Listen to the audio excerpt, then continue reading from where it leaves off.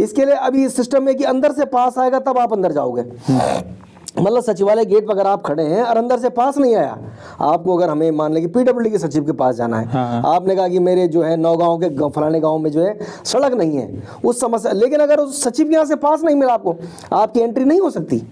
24 साल एक एडल्ट, एक क्या बोलिए, घर गृहस्थी बसाने वाली उम्र हो चुकी है राज्य की ना। हम ये नहीं कह सकते कि अभी बाल्यावस्था में है, ये तो एक घर गृहस्थी बसाने वाली। और कार्यवाहक स्थिति में लेकर चलेंगे कि भाई जितने विभागों में हर आदमी को सेवा विस्तार दे रहे हैं आप, और जहाँ नहीं दे रहा वहाँ कार्यवाहक बना रहे हैं। तो ये प्रदेश कार्यवाहक और सेवा विस्तार के लिए नहीं बना है। और ये तो मतलब अगर सेवा विस्तार पाए हुए लोगों काम करने लग जाए इस देश में, तब तो आप ऐसा कीजिए ना कि ये बोल दीजिए कि चुनाव करने की जरूरत ही नहीं है।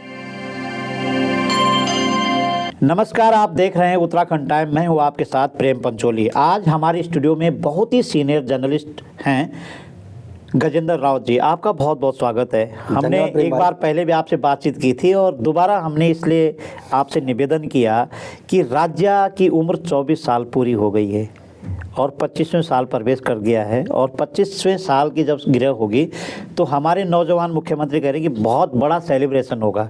खैर, उसकी तैयारी वो लोग कर रहे होंगे, लेकिन हमने 24 साल देखे हैं। तो क्या देखा, क्या कैसे सोचते हैं आप कि 24 साल के सफ़र में हम लोग कहाँ तक पहुँच पाए?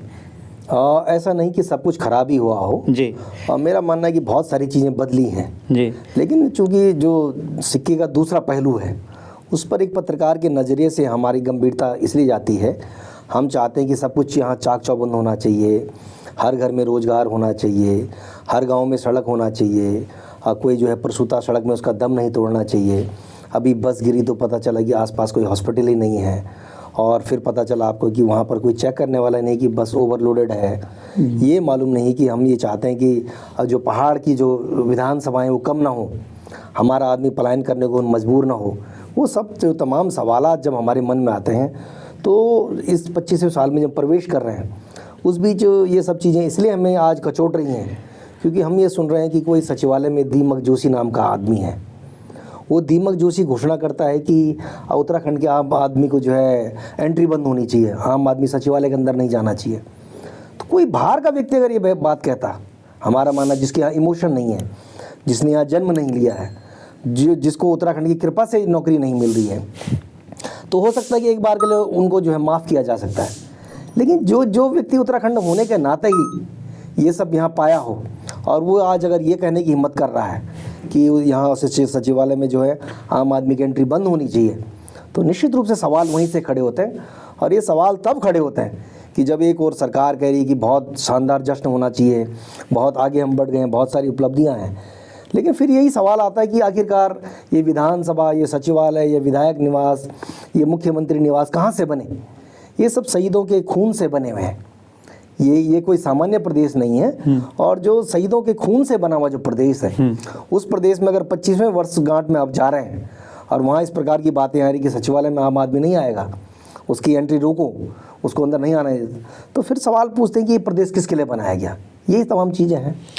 अच्छा, उस पर भी हम बातचीत करेंगे, बहुत विस्तार से बात करना चाहेंगे कि सचिवालय निजी संपत्ति है या कुछ कर्मचारियों की संपत्ति है या पब्लिक के लिए, पब्लिक वहाँ जाना चाहिए कि नहीं जाना चाहिए। थोड़ा सा हम पीछे 24 साल में ऐसा कोई पल आया हम सब लोगों के पास में जिसमें आपकी कलम भी चली हो कि हाँ, ये सुकून मिला है कि हाँ ऐसा कुछ हुआ है? मैंने कहा नहीं, परिवर्तन होता रहता है और समय के अनुसार जो चीज़ें बदलती भी हैं जी। ऐसा मैंने पहले भी कहा ना कि ऐसा नहीं कि हर चीज़ खराब ही हो, बहुत सारी चीज़ें आई, लेकिन अब हमने जो देखते हैं, अब हमें लगा कि हमें हर 5वें साल में 70 नए विधायक दिखाई दे रहे हैं, हर 5वें साल में 5 नए जो है सांसद दिखाई दे रहे हैं, 3 राज्यसभा में जाते दिखाई दे रहे हैं, 1 दर्जन आपने मुख्यमंत्री देख लिया। तो ये तो वो पहलू है कि इन लोगों के लिए बहुत बेहतर हो सकता है। इन लोगों के घर देहरादून में हो गए, हल्द्वानी में हो गए, ऊधम सिंह नगर में हो गए, बड़ी बड़ी कोठियाँ हो गई, बड़ी गाड़ियाँ हो गई, इनके बच्चों का जो है सब चाक चौबंद हो गया। लेकिन वो दूसरा पहलू है जिसके लिए हम आज पहले से ही चिंतित हैं कि जो हमारा सीमांत प्रदेश है, क्या हम आज अगर ये माने कि चमोली जिले में, उत्तरकाशी में, पिथौरागढ़, जो दूसरे देशों की सीमाओं से लगे हैं, वहाँ पर जो हमारा मूल निवासी बैठा हुआ है, वो मूल निवासी व्यक्ति इन 24 सालों में उसने क्या पाया? क्या आज वो स्थिति में है कि वो आज वहीं बैठा है तो सरकार उसको एश्योर कर रही है? क्योंकि वो जो लोग सामान्य लोग तो नहीं हैं, वो इन 22, 24, 25 सालों में वहाँ से नीचे नहीं उतरे हैं। उन्होंने आज भी वहाँ खूंटा जमा रखा है। और अगर ये लोग वहाँ न बैठते, सीमांत जो है हमारे वो जिलों में, तो सरकारों को वहाँ हजारों की संख्या में फौज डिप्यूट करनी पड़ती। बिल्कुल बिल्कुल, वो मुश्किल होता, वो निःशुल्क रूप से जो है देश के जो है प्रहरी के रूप में काम कर रहे हैं। और जो अच्छा पहलू है, हम एक मान सकते हैं कि जगह जगह जो है स्कूल के नए सिस्टम खुले हुए हैं। हमने ये माना कि कुछ हॉस्पिटल खुलने का काम हुआ है, कुछ नई भर्तियां भी हुई है, तमाम तरह की चीज़ें हैं। तो ठीक है, कुछ चल रहा है, कुछ तो बहुत अच्छा हुआ है, लेकिन बहुत कुछ होना बाकी है। हाँ, बहुत कुछ होना बाकी है। लेकिन आपने एक सवाल उठाया कि 24 साल का जो सफ़र है उसमें 2 कांड आपने थोड़ा इंगित किया उधर, उस पर हम बातचीत करेंगे कि सचिवालय के अंदर सच में क्या आम लोग नहीं जा सकते हैं क्या? जिस तरह से माहौल, ऐसा माहौल क्यों बना कि सचिवालय के अंदर नहीं जाएंगे जी?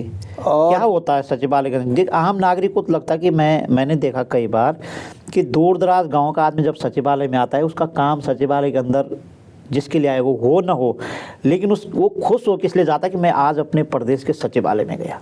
आहा, दरअसल लेकिन अब उसकी एंट्री बंद हो रही है। दरअसल इशू ये है कि पहले तो ये स्थितियाँ होनी चाहिए थी इन 24 सालों के भीतर कि प्रदेश के दूर दराज के लोगों को यहाँ आना ना पड़े। वो सिस्टम ऐसा डेवलप होना चाहिए था कि जो जिलों में जिलाधिकारी आपने बैठा रखे हैं, हाँ, जो वहाँ कमिश्नर बैठाए गए हैं, भाई गढ़वाल मंडल का एक कमिश्नर है, कुमाऊं मंडल का एक कमिश्नर है, 13 जिलों में 13 जिलाधिकारी हैं, वहाँ पुलिस कप्तान आपने बना रखे, सब कुछ है। तो ऐसी स्थिति होनी चाहिए थी कि आम आदमी को यहाँ आना ना पड़े। लेकिन जब स्थितियाँ इस प्रकार की आज भी उसको यहाँ आना पड़ रहा है, तो इसका मतलब आपके जो वर्किंग कल्चर है उसमें कहीं ना कहीं खोट है। अगर आपने व्यवस्थाएं चाक चौबंद कर दी होती तो शायद वो आदमी यहाँ ना आता। भाई आप बताओ कि धारचूला के आदमी को देहरादून आने में कितना टाइम लगता है? हाँ, उसका पैसा जाया होता है, वो 3 दिन खराब होते हैं, वो देहरादून में किराए पे रह रहा है, फिर वो जो है वापस जाएगा, चमोली से आएगा, उत्तरकाशी आएगा, पौड़ी से आएगा, चंपावत, बागेश्वर, तमाम जगहों से आ रहा है। बिल्कुल बिल्कुल, सब दूर दराज। इसका मतलब वो परेशानी में है। हाँ। और आपने उसकी परेशानी का हल नहीं किया, इसलिए तो आ रहा है। वो कोई फिल्म देखने तो आ नहीं रहा, या कहीं विधायक जी के दर्शन करने तो नहीं आ रहा है। इन 24वें साल में जब हम हैं तो हम देख रहे हैं कि वो व्यक्ति आज भी उसी स्थिति में है कि दीमक जोशी जैसे लोग ये कह रहे हैं कि इसकी एंट्री बंद कराओ। तो सवाल वो आता है कि एक तो आपने सिस्टम डेवलप नहीं किया, दूसरा ये होना चाहिए कायदे से कि इसके लिए अभी सिस्टम में कि अंदर से पास आएगा तब आप अंदर जाओगे। मतलब सचिवालय गेट पर अगर आप खड़े हैं और अंदर से पास नहीं आया आपको, अगर हमें मान लें कि पीडब्ल्यूडी के सचिव के पास जाना है, हाँ। आपने कहा कि मेरे जो है नौगांव के फलाने गांव में जो है सड़क नहीं है, उस समस्या, लेकिन अगर उस सचिव के यहाँ से पास नहीं मिला आपको, आपकी एंट्री नहीं हो सकती। सिस्टम उसका ये कहता है कि भाई प्रेम पंचोली जी अपने गांव से आए, उनको फलां सचिव के पास जाना है, यहाँ से उनका पास बने, उस सचिव के पास जाएं, उनका अपना आधार कार्ड उनसे लिया जाए, उनका पहचान पत्र लिया जाए, वो फलां सचिव से मिलकर अपनी समस्या रखे और वापस आ जाए। ये एक सीधा साधारण और सबसे ज़्यादा व्यवहारिक तरीका है। लेकिन ये जो सरकार, डबल इंजन की सरकार जब से आई, तब से हमने नोटिस किया कि इन्होंने जो है पहरेदारी तेज कर दी है। ये कह रहे हैं कि आम आदमी को मत घुसने दो, जो खास लोग वहाँ जाएंगे। तो क्यों भैया ऐसा क्यों आप कर रहे हैं? इसका मतलब आप कुछ ना कुछ पर्देदारी कर रहे हैं, आपको छुपा रहे हैं, आपके अंदर कुछ ऐसा चल रहा है जिसको आप दूसरे को नहीं बताना चाह रहे, पब्लिक को नहीं दिखाना चाह रहे। और ये अभी ये पहला उदाहरण नहीं है कि इस बार हुआ हो। तिवारी सरकार के दौरान मुझे अच्छी तरह से याद है कि प्रदीप टमटा विधायक थे, किशोर उपाध्याय, रंजीत रावत, ये 3-4 लोग पीसी शर्मा को मिलने गए। हाँ। पीसी शर्मा ने जब उनसे बददिमागी करी तो इन विधायकों ने पीसी शर्मा जो आईएएस थे, सचिव थे उस दौरान के, उनकी पिटाई कर दी। हाँ। और उस पिटाई के बाद उसका पटाक्षेप कैसा हुआ? मतलब जो राजनीति के जो लोग हैं वो देखिए कि जब पीसी शर्मा की ओर से शिकायत दर्ज की कि विधायकों ने उनकी पिटाई कर दी है, तो कांग्रेस के लोगों ने अपनी ओर से एक नई शिकायत दर्ज करा दी। उन्होंने कहा कि पीसी शर्मा ने जो है प्रदीप टमटा को जाति सूचक शब्द कह दिए। वो उसी काउंटर के ऊपर वो मामला खत्म हुआ। उन्होंने कहा ठीक है, अगर तुम अपनी ओर से मुकदमा करोगे तो हमें भी ये सब करना आता है। हाँ। ये है, हमने इस प्रदेश के भीतर उमाकांत पंवार डीएम थे टिहरी में। हाँ। उमाकांत पंवार के पीछे कनस्तर बजाया गया, और कनस्तर बजाने वाले कोई सामान्य लोग नहीं थे। पत्रकार है राजीव नयन बगुणा, हाँ। अभी भी जीवित हैं, बड़े भाई हमारे। हाँ। और कुंवर प्रसून, हाँ। 2 लोग थे। वो डीएम रहते टिहरी में, उमाकांत पंवार ने आतंक मचा रखा था। जनता की कोई सुनवाई नहीं, जनता का आदमी जाए तो किसी के लिए गेट ना खोले, किसी की पर्ची अंदर ना जाए। हाँ। तो फिर यह तय किया गया कि इस आदमी को भगाओ यहाँ से। एक बड़ा आंदोलन के लिए हुआ कि इस डीएम को ऐसे भगाया जाना चाहिए। तो जिस दिन उनकी विदाई होनी थी उस दिन ये तय किया कि इनके पीछे कनस्तर बजा के भगाना है। बाकी लोग तो भाग गए। अच्छा। लेकिन वहां पर राजीव नयन बगुणा और कुंवर प्रसून 2 लोग थे जिन्होंने कनस्तर बजा के भगाया, और उसमें नारे लगाए, भाज भाज रे उमाकांत भाज। ये नारे लगे हैं उसमें। ये वो दिखाता है कि ये कोई पहली घटना नहीं है। ये जो प्रकरण है ये दिखाते हैं कि जब जब इस प्रकार के जो ताकतवर लोग हैं, भाई जो लोक सेवक है, लोक सेवक की परिभाषा क्या है कि जो जनता है आपने उनकी समस्या सुननी है, उनकी समस्या का समाधान करना है। इसीलिए तो आप डीएम है, सचिव है, प्रमुख सचिव है, मुख्य सचिव है, जो कुछ भी आप है, जो भी पद आपको एक अच्छी खासी तनख्वाह मिल रही है, गाड़ी घोड़ा बंगला सब दे रखा है। ठीक है, आपकी योग्यता अच्छी रहेगी पढ़ने की, वो अलग इशू है कि इसी कारण आप उस सीट पर बैठाए होंगे। बिल्कुल, बिल्कुल। लेकिन आप वहां जाकर जो आम आदमी से अगर अभद्रता करोगे तो निश्चित रूप से जो कनस्तर बजाने वाला काम उस दौरान हुआ था वो आपको आज नए दौर में दिखाई दे रहा है। तो क्या आर मीनाक्षी सुंदरम झूठ बोल रहे हैं? मीनाक्षी सुंदरम अपने जाल में फंसे हुए दिखाई देते हैं मुझे। अच्छा। उनका यहाँ से जब आप बताया गया कि भाई वो बॉबी पवार वहाँ गए और उन्होंने वहाँ पर जो है वो जो भ्रष्ट एक अधिकारी हैं अनिल यादव, उनको लेकर सवाल पूछा कि जिस आदमी के ऊपर भ्रष्टाचार के आरोप हैं, राधा रतोड़ी की रिपोर्ट में लिखा हुआ है कि इनके खिलाफ एक्शन लिया जाए। अब राधा रतोड़ी को ये तो नहीं कि दिल्ली की प्रमुख सचिव हो या मुख्य सचिव हो, आज भी वो उत्तराखंड में मुख्य सचिव है। बिल्कुल। दूसरी बार सेवा विस्तार दिया गया है सरकार की कृपा से अनिल यादव को, राधा रतोड़ी को। राधा रतोड़ी, हाँ, हाँ। अब उन राधा रतोड़ी के आदेश में लिखा हुआ है कि अनिल यादव ने और उनके विभाग ने उन फला लोगों ने ये काम गलत किया है, उन पे अनियमितताएं फिक्स होती हैं, इनके खिलाफ कार्रवाई की जाए। तो जब मुख्य सचिव जैसे पद पर बैठे हुए लोगों के आदेश हैं कि आप इनके खिलाफ कार्रवाई कीजिए और उन्हीं को आप सेवा विस्तार दे रहे हैं, तो सवाल तो खड़े होंगे। सवाल खड़े और सवाल पूछने का अधिकार प्रेम पंचोली को भी है, सबको है, गजेंद्र रावत को भी है, और वो जो लड़का बॉबी पवार उसको भी अधिकार है। बिल्कुल। वो भी इसी प्रदेश का नागरिक है। हाँ। वो कोई पाकिस्तान से तो आए नहीं कि वो यहाँ का हिसाब किताब पूछ रहा हूँ। बिल्कुल। तो अगर वो पूछ रहा है आपने किस नियम से सेवा विस्तार दिया, कोई कागज दिया, तो वो तो फिर वही बात आ गई। और जो मीनाक्षी सुंदरम की 3 अलग अलग बयान छपे अखबारों में। एक में उन्होंने कहा कि वो टेंडर मांगने के लिए आ रखे थे, दूसरे में उन्होंने कहा मेरे से अभद्रता कर दी, और तीसरे में वो कह रहे हैं कि वो मेरे से कागज मांग रहे थे, मैंने कागज नहीं दिए। अरे भाई, परसों तक तो आपकी सरकार, जिस सरकार के आप अधिकारी हो, ये सरकार कह रही है कि अगर हिंदुस्तान में रहना होगा तो कागज दिखाना होगा। हाँ। आप पिन पॉइंट में बात कर रहे थे कि सीए आएगा, एनआरसी आएगा, तमाम बातें, और कागज दिखाने पड़ेंगे आपको। और आज आप वही उसी विचारधारा की जब सरकार चल रही है, आप कह रहे हम कागज नहीं दिखाएंगे, हम कागज छुपाएंगे। आपने ऐसा कौन सा पाप किया जो छुपा रहे हो? और फिर आपके 3 अलग अलग बयान क्यों छपे? उनका निजी सचिव कह रहा है कि जूता मार दिया, दूसरा कह रहा कॉलर पकड़ दिया, और एफआईआर में वो बातें नहीं लिख रही हैं। तो अगर आपके जूता मारा, चप्पल मारा, पिटाई करी, जो कुछ भी हुआ वो लिखना चाहिए ना। तो आप पब्लिकली तो कुछ और बात कह रहे हैं कि साहब हमारी तो बड़ी इंसल्ट हो गई, हमारा कॉलर पकड़ दिया, हमारे जूते मार दिए, और वहाँ आप क्या लिखवा रहे हैं? एफआईआर में वो बातें नहीं लिख रहे हैं। तो ये जो इशू है, मुझे लग रहा है कि मीनाक्षी सुंदरम जैसे जो लोग हैं, उन्होंने भी इन 22-24 सालों में जिस प्रकार से इस प्रदेश की पॉलिटिक्स चल रही है, राजनीतिक दलों ने जिस प्रकार से इस प्रदेश का दोहन करने का काम किया है, ये वही राजनीतिक दल है जिनका हाईकमान दिल्ली में बैठा हुआ है। तो क्या हम ये कहेंगे कि हमारा सोना खोटा है? हमारा सोना खोटा उस दिन तक है प्रेम भाई, मेरा मानना है कि जब तक हमारा प्रदेश दिल्ली से गवर्न होता रहेगा। अब आप देहरादून में डीएम किसको बनाना है, तो धामी जी जाएंगे दिल्ली पूछने के लिए। उत्तरकाशी में किसको बनाना है, फिर जाएंगे दिल्ली पूछने के लिए। फिर वहाँ एक हाई कमान बैठा, हाई कमान के नीचे एक संघ वाले बैठे हुए, संघ के नीचे एबीवीपी वाले बैठे हैं, वहाँ फिर भाजपा का संगठन बैठा हुआ, बहुत लंबी चौड़ी लेन। नहीं तो मतलब एक ऐसा सिस्टम। संघ में उत्तराखंड के तो बहुत अच्छे लोग रहे, तो उनकी क्यों नहीं सुनते ये लोग? अब वो अच्छे हैं बुरे हैं, संघ की बात सुने। मुझे कभी लगता है कि आपने लंबे समय तक बहुत ग्रास रूट की पत्रकारिता से लेकर के जो टेक्निकल चीज़ें हैं, ये राजनीतिक संगठनों की जो टेक्निकल चीज़ें हैं ना, जिसको आम आदमी को समझना बहुत मुश्किल होता है। जब हम कांग्रेस बात करते हैं तो राष्ट्र सेवा दल की बात आती है और तमाम सर्वोदय कार्यकर्ता और नीचे तक बात आती है। जब हम भाजपा की बात करते हैं तो ये संघ और ये सब इनके छोटे छोटे संगठनों की और गाँव स्तर तक बात आती है। तो अगर संघ की बात आती है तो उत्तराखंड के तो बहुत नाम हैं जिन्होंने राष्ट्रीय स्तर पर संघ को चलाया। क्या इनको नहीं पूछा जाता? निश्चित रूप से पूछा जाता होगा। ये भी नहीं चाहते होंगे। नहीं, वो जो व्यवस्था पहले तक थी ना, एक समय तक आप हमें सुनते थे कि आज फलाने प्रचारक जी हमारे गांव में आ रहे हैं, उनका प्रवास है, उनका भोजन का इंतजाम कीजिए। उसने भोजन किया, गांव में मीटिंग की, अपनी विचारधारा की बात की और चल दी है। आज जब हम 2024 में हैं तो पता चला कि संघ के जो प्रचारक जी आपके गांव में आएंगे वो बहुत बड़ी लग्जरी गाड़ी में आएंगे, उनके साथ 4-6 और चेले आएंगे। उन चेलों को भी रहने का इंतजाम होगा। उनके खाने का मेन्यू पहले तय हो रहा है। उनके लिए बहुत बढ़िया आपको कमरा करके देना पड़ेगा।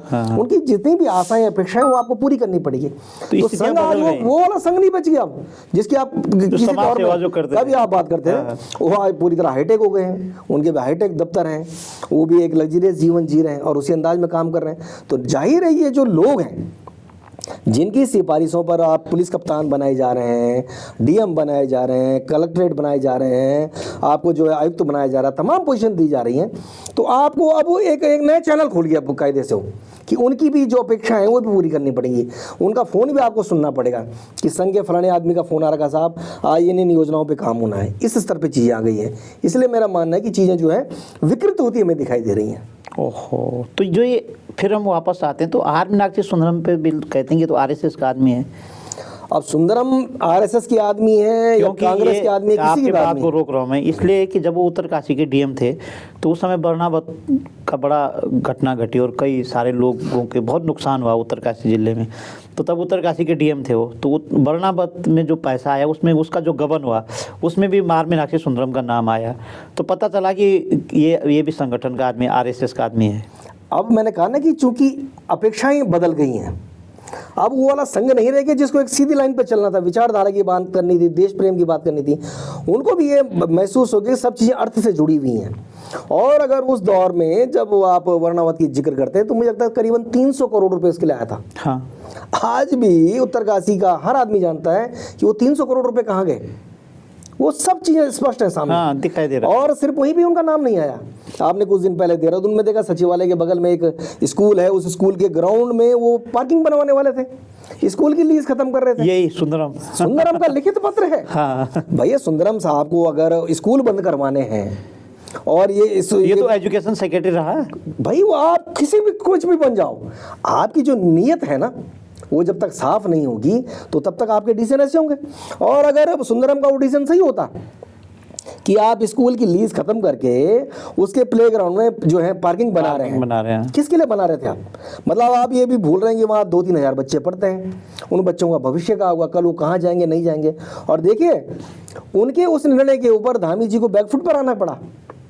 बड़ी छिछाले जब पूरे देश में हुई, उस स्कूल में ये बताते हैं कि देश में बड़े बड़े जो सेना से लेके और बहुत टॉप क्लास पदों पर जो लोग हैं, हाँ, वहां से पढ़े हुए उन लोगों ने ट्वीट किया, रिट्वीट किया कि भाई उस स्कूल को क्यों बंद कर रहे हैं आप? हाँ। ऐसी क्या नौबत आ गई आपकी?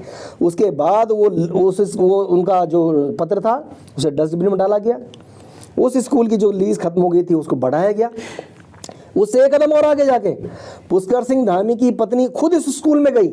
हाँ। उनके जो वार्षिकोत्सव कार्यक्रम था, हमने उनका वीडियो देखो, एड्रेस करी थी बच्चों को। हाँ। वो एक तरह संदेश दे रहे थे कि भाई उस अधिकारी ने जो गलत किया हम उसको जो है समझौता हो गया, समझौता हो गया, हम इन बच्चों के भविष्य को लेकर चिंतित हैं। एक और आपने इन्वेस्टमेंट समिट किया पिछले साल, आपने कहा कि जो है हजारों लाखों करोड़ के इन्वेस्टमेंट हो गए। दूसरी ओर आपने कहा कि आप आइए या स्कूल खोलिए, और जो स्कूल चल रहे हैं आप उसमें ताला मरवा रहे हैं। इसका मतलब आर मीनाक्षी सुंदरम इंटेंशन है कुछ उत्तराखंड से। अब ये जो बेलगाम हो गए हैं जो लोग हैं, इनसे जब तक कोई पूछने वाला नहीं है, जब तक उसी प्रकार के जो लड़के हैं जो आज दिखाई दे रहे हैं आपको, जो बॉबी वाली जो सोच दिखाई दे रही है, ये आज मतलब प्रदीप टमटा और तमाम लोगों ने जब पीसी शर्मा की पिटाई करी थी, जब हमने ये देखा था कि राजीव नयन बगुनार कौन परसों ने करस्तर बजाया था डीएम के पीछे, उसके बाद आपको ये घटना दिखाई दे रही ना, तो इसका मतलब जो व्यवस्थागत जो चीज़ें हैं उनसे लड़ने वाले बहुत चिन्हित लोग थे। लेकिन जब जो क्रांति आई देश दुनिया में इसी प्रकार से आई, और जो व्यवस्था के खिलाफ अगर आप नहीं लड़ पा रहे हो और सब समझौतावादी स्थिति में चले जाओगे तो फिर ये प्रदेश तो आज नौबत वही आ गई। तो धाकड़ धामी को पता नहीं इन चीज़ों के बारे में उनको ऐसा नहीं है सकते नहीं मालूम हो। अगर उनको नहीं मालूम होता तो मुझे लगता है कि शायद वो चेंज ना करते, लेकिन उन्होंने जिस प्रकार से फैसले बदले फिर वो तो निश्चित रूप से उनको मालूम होगा। और अभी जो जिस प्रकार से इस प्रदेश में सेवा विस्तार वाली व्यवस्था चल रही है, ये सबसे बड़ी दुर्घटना है, बहुत बड़ी साजिश है ये। साजिश है। मतलब राधा रतौड़ी रिटायर हो गई, 6 महीने का सेवा विस्तार दे दिया, 6 महीने खत्म हो गए, फिर 6 महीने का दे दिया। इसका मतलब उनके बाद आने वाले जो और लोग नंबर में खड़े हैं, आपने उनका संवैधानिक अधिकार खत्म कर दिया। हाँ। इस प्रदेश में इतने लंबे समय से कार्यवाहक डीजीपी है, कोई पूछने वाला है कि परसों रात जब पुलिस को लोगों ने फोन किया कि ये गाड़ी ये 100-150 की स्पीड में जा रही है, क्यों नहीं सुना किसी ने? क्यों कहीं वॉच नहीं किया गया? 2 अक्टूबर से लेके आज हम जो है नवंबर में आ गए हैं, आधा नवंबर चले गया, देहरादून में सारे कैमरे बंद हैं चौराहों पर, कौन है पूछने वाला? तो अगर आप इस प्रदेश को सेवा विस्तार और कार्यवाहक स्थिति में लेकर चलेंगे कि भाई जितने विभागों में हर आदमी को सेवा विस्तार दे रहे हैं आप, और जहां नहीं दे रहे वहां कार्यवाहक बना रहे हैं, तो ये प्रदेश कार्यवाहक और सेवा विस्तार के लिए नहीं बना है। और ये तो मतलब अगर सेवा विस्तार पाए हुए लोगों काम करने लग जाए इस देश में, तब तो आप ऐसा कीजिए ना कि ये बोल दीजिए कि चुनाव करने की जरूरत ही नहीं है, उन्हीं को सेवा विस्तार देते रहिए। उनको भी देना चाहिए। फिर तो सेवा विस्तार दीजिए ना। काहे के लिए विधायक के चुनाव कर रहे हैं, काहे के जो है लोकसभा के कर रहे हैं, काहे राज्यसभा कर रहे हैं, काहे प्रधानमंत्री बदलने की बात करते हैं? फिर तो कुछ नहीं होना चाहिए। जब तक ये वाला जो सिस्टम है इसको खत्म नहीं किया गया, तब तक आप परिवर्तन नहीं ला पाएंगे, ऐसा मेरा मानना है। तो एज ए जर्नलिस्ट थोड़ा हम और पीछे सचिवालय पे थोड़ा फोकस और करेंगे। क्या जैसे इतने सीसीटीवी कैमरे हैं, जैसे आप सचिवालय के पहले गेट से आप एंट्री करते हैं तो आप फोटो में आ जाएंगे, मतलब आपकी विजुअल बननी शुरू हो जाएगी आप कहाँ जा रहे हैं। लेकिन जब आप किसी दफ्तर में अंदर जाते, किसी विभाग अध्यक्ष के दफ्तर में जाएंगे तो वहाँ सीसीटीवी कैमरा नहीं है, और तो आप चाहते हैं कि सीसीटीवी कैमरा वहाँ भी लगना चाहिए। देखो, आपके हमारे चाहने से कभी कुछ नहीं करते हैं। वहाँ बैठकर सचिव साहब कौन सी डील किसके साथ कर रहे हैं, कौन सी सौदेबाजी कौन प्रमुख सचिव कर रहा है, कौन सा अंडर सेक्रेटरी किससे हिसाब किताब कर रहा है, ये तो कभी नहीं चाहेंगे ना कैमरे में वो बातें, ये तो कभी नहीं चाहेंगे। हो सकता है कि अंदर के कमरों में इसलिए उन्होंने ना लगा रखा हो कि जो बातें उन्हें करनी है, जो काम करना है, जो धंधा करना है, जो लेन देन का हिसाब किताब करना है, वैसे सामान्य तौर पे तो होना चाहिए। क्या कहते हैं भाई? बहुत क्लियर चीजें हैं। जब आप ट्रांसपेरेंसी की तरफ जाते हैं, हाँ। और जब आप पारदर्शी सरकार की तरफ जाते हैं, जब आप भ्रष्टाचार पे 0 टॉलरेंस की बात करते हैं, तो फिर तो सब कुछ ब्लैक एंड व्हाइट में होना चाहिए।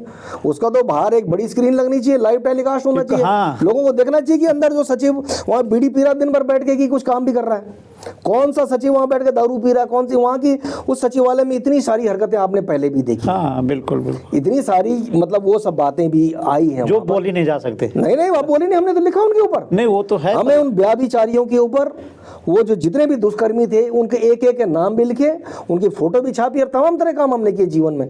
और हमारा मानना है कि वो सचिवालय जो है इस प्रदेश का एक मंदिर है। इस प्रदेश को आगे बढ़ने के लिए जहाँ नियम कायदे कानून परंपराएं फाइलें आगे बढ़नी, बिल्कुल पैसा वहाँ अगर आप अनैतिक काम कर रहे हैं, और वहाँ अगर एक आदमी कह रहा है कि यहाँ सामान्य आदमी का आना बंद कर दो, तो निश्चित रूप से ऐसे दुष्ट प्रवृत्ति के जो लोग हैं इनको चिन्हित किया जाना चाहिए। ऐसे लोगों के पोस्टर लगने चाहिए बाजार में कि भाई ये आदमी है जो अपने आप को तो उत्तराखंड का कह रहा है, लेकिन कह रहा है कि आम आदमी अंदर नहीं आना चाहिए। ऐसे लोगों की संपत्ति की जांच होनी चाहिए, ऐसे लोगों की दिन भर की क्या कार्यविधियां हैं उन सबको जो है वॉच किया जाने की जरूरत है। नहीं तो ये प्रदेश इनके लिए थोड़ी बना है। सादतों से 42-44 सादतें हो गई, उन सादतों से बने हुए प्रदेश में इनकी हिम्मत होगी ऐसे बोलने की भाई कि आप अंदर नहीं आएंगे। किसके लिए बना हुआ सचिवालय और किसकी कीमत पे बना हुआ? ये सचिवालय उनसे नहीं बना है, सचिवालय शहीदों के खून से बना हुआ है और इस प्रदेश के लिए बना हुआ है, और इस प्रदेश के टैक्स पेयर के पैसे से इन लोगों को तनख्वाह दी जाती है जो आज ये बकवास करने की हिम्मत कर रहे हैं। ये बहुत बेहद जो है चिंताजनक है। तो आप पूरी चर्चा से ये निकल रहा है कि जो एक घटनाक्रम हुआ है, जब हम 25वें साल में प्रवेश करेंगे तो पूरा प्रदेश सेलिब्रेट करेगा इसको। सरकार के लोग तो करेंगे, लेकिन आम नागरिक भी अपने अनुसार सेलिब्रेट करेगा कि हम 25वें साल में हमारे राज्य में हैं, हम अपने राज्य में हैं। तो ऐसा लगता है कि जो ये घटना घटी है, क्योंकि ये भी उस एक्टिविटीज़ में आएगी ना 25वें साल में, कि बड़ी बड़ी घटनाएँ कौन सी थी, कुटाई पिटाई और बेविचारी अनैतिक कार्य जो है वो भी जुड़ सकते हैं। ऐसा लगता है कि ये किसी न किसी का सह है, और सह ऐसे व्यक्तियों का है, ऐसे लोगों का है जिनको चुन करके वहाँ भेजा है। तो चुनाव पे ऐसा लगता है कि क्या हम गलत चुनाव कर रहे होंगे? निश्चित रूप से ये जो नौकरशाह हैं इनके लिए कहा जाता है घोड़े हैं, और एक बेहतर घुड़सवार ही इन्हें कंट्रोल कर सकता है, इन्हें काबू कर सकता है, नहीं तो ये बेलगाम हो जाते हैं। अगर उन घोड़ों पे आपने लगाम कायदे से नहीं कसी तो इसी प्रकार की चीज़ें निकल के आएंगी। इस पूरे घटनाक्रम से सबसे बड़ा नुकसान किसका मानते हैं आप, किसका हुआ है? पब्लिक का हुआ है। उससे और बड़ा उस व्यक्ति का हुआ है जो इस प्रदेश का मुख्यमंत्री है। भाई आज आप गार्जियन है प्रदेश के, आप मुख्यमंत्री हैं, बिल्कुल, और आपके राज में रहते हुए एक आदमी कह रहा है कि साहब यहाँ एंट्री बंद कर दो उत्तराखंड के आम आदमी की, दूसरा कह रहा है कि साहब इन पे मुकदमे दर्ज कर दो, तीसरा कह रहा है कि मैं तुम्हें विकलांग बना दूंगा, कोई कह रहा है कि मैं तुम्हें अंदर ही मत आने दूं। ये जो बेलगाम जो नौकरशाही है, ये नौकरशाही जो लोग आ गए, देखो मीनाक्षी सुंदरम का यहाँ कोई लेना देना नहीं, रिटायर होंगे अपने घर चले जाएंगे, गांव चले जाएंगे, कोई मतलब नहीं ले जाएंगे। मीनाक्षी सुंदरम की तरफ से प्रदेश बर्बाद हो जाए, यहाँ के सारे लोग मर जाएं, यहाँ के किसी काम के ना बचे उसे कोई फर्क नहीं कोई पड़ता। फर्क नहीं पड़ता। अभिनव कुमार को कोई फर्क नहीं पड़ने वाला, यहाँ सब लुटे सब बर्बाद हो, कोई मतलब नहीं है। यहाँ पर उस व्यक्ति को फर्क पड़ेगा जिसने यहाँ जन्म लिया है, जिसकी पीढ़ियां यहाँ तरी जिसको है, यहाँ रहना है, जिन लोगों ने संघर्ष किया है, जिन्होंने लाठियां खाई, गोलियां खाई, जिन जो मांगे जो है सुनी हो गई, जिन माँ ने अपना बेटा खो दिया, उन पर फर्क पड़ता है। इसलिए फाइनली जो इशू है वो इस बात पर आना चाहिए कि जो जिम्मेदार पद पर जो मुख्यमंत्री ने जो लोग बैठाए गए हैं, उन लोगों को स्पेशल इंडक्शन, इस प्रकार इंस्ट्रक्शन होने चाहिए कि खबरदार किसी भी उत्तराखंड के आम नागरिक के साथ कोई अभद्रता नहीं होनी चाहिए। ये प्रदेश अधिकारियों के लिए नहीं बना हुआ है।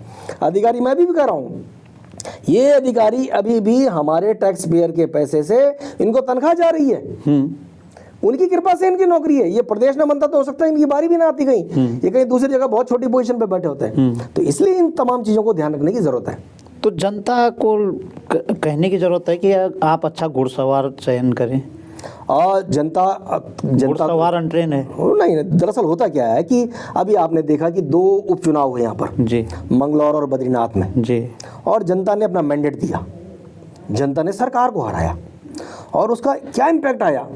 उसका इम्पैक्ट यह है कि केदारनाथ में जब उपचुनाव होना है, जो अभी चल रहा है, उस उपचुनाव से पहले उत्तराखंड के मुख्यमंत्री को 50 घोषणाएं करनी पड़ी।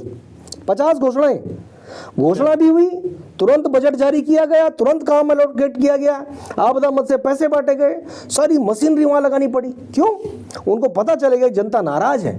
उनको पता चला कि मंगलौर और बद्रीनाथ में जो पब्लिक का मैंडेट आया है, हाँ, वो सरकार के अगेंस्ट है। बिल्कुल बिल्कुल। नहीं तो 2 उपचुनाव कोई सरकार, इतनी प्रचंड बहुमत की सरकार, जो अभी कुछ दिन पहले तो लोकसभा जीते था, तो हो ही नहीं सकता था। तो इसीलिए कि ये जो जनता के पास जो ताकत है, वोट की ताकत है, उन्होंने अपने वोट का अधिकार बद्रीनाथ में दिखाया, ताकत दिखाई, उन्होंने मंगलौर में दिखाया, और सरकार को बैकफुट पे आना पड़ा केदारनाथ में। आज वो सब जो स्पष्टीकरण दे रहे हैं, सौगंध खा रहे हैं, कसमें खा रहे हैं, क्यों कर रहे हैं? इसलिए कि उन्हें पता चला गया जो जनमत है वो उनके अगेंस्ट है। तो निश्चित रूप से जो जनता है, जनता के पास वोट का अधिकार है। अगर वो गंभीरता से इसका जो है प्रयोग करेगी तो निश्चित रूप से परिवर्तन। इसका मतलब जनता समझ चुकी कि कुछ गड़बड़ हो रहा है। जनता अगर नहीं समझती तो इनको केदारनाथ में 40-50 घोषणाएं क्यों करनी पड़ती? वो नए जियो क्यों करने पड़ते हैं? बिल्कुल। 5 मंत्री को वहाँ क्यों बैठाना पड़ता? कमिश्नर्स को वहाँ गांव-गांव जाकर जो है चौपाल क्यों लगानी पड़ती? ये सब ऐसा नहीं है, ये उस वोट की ताकत है। और मेरा मानना है कि लोकतंत्र में वोट से बड़ी कोई ताकत नहीं है। तो इसलिए जब कभी व्यक्ति के पास ये चॉइस करने की बात आए, क्या किया जाना चाहिए, तो सही समय पे सही वोट से ही वो अपनी ताकत का एहसास जो है सरकारों को करा सकता है। क्या बात है। हम 2 चीज़ों पे चलते चलते आपसे बात करेंगे। वोट के बारे में एक बार आपको फिर हमारे निवेदन को स्वीकार करना पड़ेगा कि वोट का जो अब टेक्नोलॉजी में आ गए ना हम लोग, हाईटेक हो गए सब चीज़, सबके हाथ घर में एक एंड्रॉयड तो है ही, और जिस घर में नहीं सरकार कर सकती उसके लिए व्यवस्था, उसमें हम बाद में बात करेंगे। 24 साल एक एडल्ट, एक क्या बोलिए, घर गृहस्थी बसाने वाली उम्र हो चुकी है राज्य की ना। हम ये नहीं कह सकते कि अभी बाल्यावस्था में है ये, तो एक घर गृहस्थी बसाने वाली। आप 2 चीज़ों को कभी एहसास करते हैं कि कोई एक खास चीज़ जिसको आप डंके की चोट, एक चीज़ कि हाँ हम उत्तराखंडी, ऐसा कुछ आपने जिससे आप बार बार खुश होते हैं कि नहीं? जब आपको गुस्सा आता है ना, जब हम जो संघर्षशील और जो ज़मीन से जुड़े हुए पत्रकारिता करते हैं, और पत्रकार एक जनता का एक हैंड्स है, तो उसको कब उसका गुस्सा ख़त्म तब होता है कि नहीं ये तो हुआ है। बहुत लंबे संघर्ष हमने जीवन में देखे। हम तो मंडल कमीशन का जो आंदोलन था जी, उस समय स्कूल में पढ़ा करते थे जी। फिर उत्तराखंड राज्य प्राप्ति आंदोलन, उसके बाद से लगातार हम तो अभी पिछले कुछ समय तक ये हवाई अड्डे के विस्तारीकरण को अपने गांव में लड़ाई लड़ रहे थे जी। फिर इन लोगों ने एरो सिटी को ला रहे थे हमारी ज़मीन के ऊपर, फिर हम आंदोलन कर रहे थे। मेरा मानना है कि लोकतंत्र में जो सेटिस्फैक्शन, जिसने आपने कहा कि हाँ ये सब हुआ, ये सब सेटिस्फाई करने का काम सरकार का होता है।